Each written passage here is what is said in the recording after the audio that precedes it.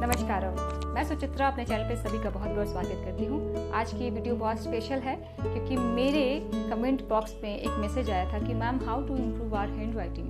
तो मैंने सोचा इस पर एक स्पेशल वीडियो बनाई जाए जो सभी स्टूडेंट को बहुत हेल्प करेगी। तो चलिए स्टार्ट करते हैं। हैंड राइटिंग वैसे तो जब हम इनिशियली शुरू करते हैं ऐसा नहीं है कि आप उसी वक्त पे ध्यान दें, आप कभी भी अपने हैंड राइटिंग को ठीक कर सकते हैं।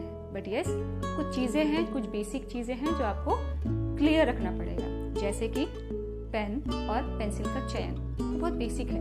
हम सबसे पहले यही काम करते हैं कि अपनी हम बेस्ट पेंसिल देख लेते हैं, कौन सी सबसे ज़्यादा अच्छी है, कौन मेरे हाथों में बेस्ट लग रही है। ठीक है, तो ये चयन करने के लिए आपको दूसरे चयन की भी आवश्यकता पड़नी चाहिए। आप सोचिएगा इसके बारे में, क्यों नहीं सोच पाए? यस, आपके हाथों में कौन से फिट हो रही है। सारे पेंसिल हो सकता है कि किसी किसी के हाथों में 2 रुपए की पेंसिल भी फिट हो जाए, किसी किसी के हाथों में 10 रुपए के। तो सही पेंसिल और पेन का चयन करना सबसे जरूरी स्टेप है। इसके बाद सबसे जरूरी स्टेप क्या है? आपके हाथों का बेस। ठीक है, कभी भी लिखावट अगर शुरू करना हो तो मैंने किसी किसी बच्चों को देखा है वो हाथ को बेस नहीं देते हैं और हवा में लिखते हैं। ठीक है, जैसे मुझे लिखना है राम। ठीक है, तो इस राम को और बेस रख के लिखने में राम, ये लिखावट में आपको फर्क दिखेगा। डिपेंड कि आपके हाथों का जो ये गैप है, वो जो बेस है, वो प्रॉपर आपके कॉपी या आपकी टेबल या आपके थाइस पे होना चाहिए लिखने के दौरान। ठीक है, दूसरा सबसे जरूरी स्टेप। और ऐसा नहीं है कि आप हवा में नहीं लिख सकते हैं, बिल्कुल लिख सकते हैं, लेकिन जब आपकी हैंडराइटिंग परफेक्ट हो जाए तो आप बिल्कुल लिखिए।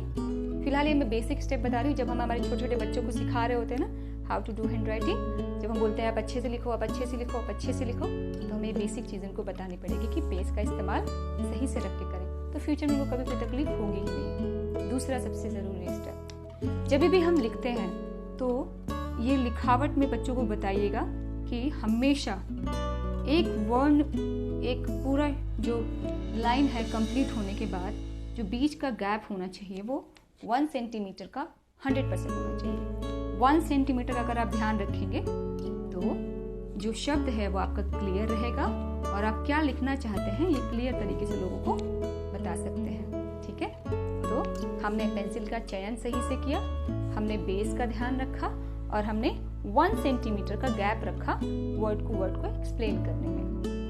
3, ठीक है। चौथा सबसे इम्पोर्टेंट पार्ट, जब भी आप जहाँ पे भी बैठ के लिख रहे हैं, जरूरी नहीं है कि आप टेबल पे ही रख के लिखें। ठीक है, अगर आप जमीन पे बैठ के लिख रहे हैं तो भी कोशिश करेगा, आप ये चीजें करके देखिएगा प्रैक्टिकली, क्योंकि मैं करती हूँ इसलिए मुझे पता है। जब भी आप बैठेंगे तो आपके जो लिखने का स्पेस होना चाहिए, जो बैलेंस होना चाहिए, आपके नेवल से नीचे तक का एरिया होना चाहिए जिससे हाथों में पेन ना हो। वरना जब आप लोग हवा में लिखेंगे या बिना बेस के लिखेंगे या राइट पेंसिल चूज नहीं करेंगे तो आपको हाथों में दर्द होने लगेगा और आप लंबे टाइम के लिए लिखना थोड़ा मुश्किल लगेगा।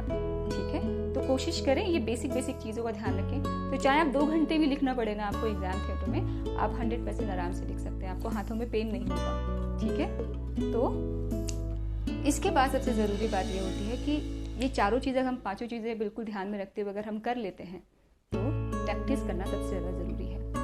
प्रैक्टिस अगर वो मिसिंग है तो आपकी हैंड राइटिंग शुरुआत दौर में आपने अच्छी कर भी ली, लेकिन आपने प्रैक्टिस नहीं रखा तो आप फिर से गड़बड़ कर देंगे। तो कीप प्रैक्टिसिंग, एटलीस्ट कोशिश करिए। इनिशियल डेज में आप शुरू करिए 2 पेज से, 2 पेज डेली लिखिए, इफ पॉसिबल 3 पेज लिखिए। जब तक आपकी हैंड राइटिंग नहीं ठीक हो रही है तब तक आप लिखते जाइए। 7 डेज बाद आप देखेंगे कि आपके पहले दिन के हैंड राइटिंग में और 7th डे के हैंड राइटिंग में फर्क आ चुका होगा, अगर ये आप 4 बेसिक स्टेप फॉलो करते हैं। ठीक है, आई होप मेरी ये वीडियो आपको हेल्प करेगी। आपको और कैसी वीडियो चाहिए मुझे कमेंट्स करके बताइएगा। तब तक अपना ख्याल रखिएगा, फिर मिलेंगे ऐसी ही कुछ नई इंफॉर्मेटिव वीडियो के साथ। धन्यवाद।